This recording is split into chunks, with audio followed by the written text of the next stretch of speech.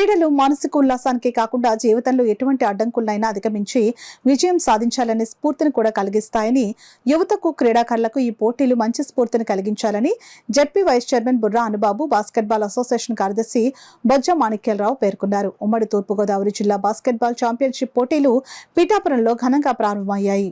పిఠాపురం పట్టణం OBS municipal high school ఆవరణలో ఉన్న బాస్కెట్బాల్ కోర్టులో పట్నాల అన్నేశ్వరరావు, రావుల వరహాలు మెమోరియల్ పేరును నిర్వహించిన ఈ పోటీలను doctor Kasu Vishwanath, ZP vice chairman Burra Anubabu, BJP జిల్లా ప్రధాన కార్యదర్శి గండి కొండలరావు, బాస్కెట్బాల్ అసోసియేషన్ సభ్యులు జ్యోతి ప్రజ్వలన చేసి ప్రారంభించారు.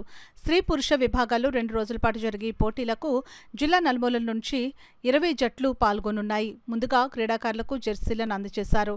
అనంతరం పోటీలను నిర్వహించారు. ఈ సందర్భంగా క్రీడాకారులను ఉద్దేశించి బొజ్జ మాణిక్యాలరావు, పలువురు ప్రముఖులు మాట్లాడారు.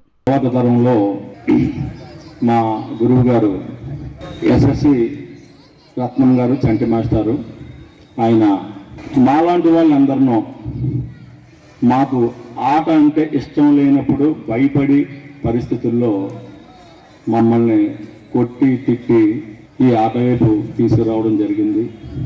అలాంటి వాళ్ళు ముందు వరుసలో ఉన్న వ్యక్తి అన్నేశ్వరరావు గారు.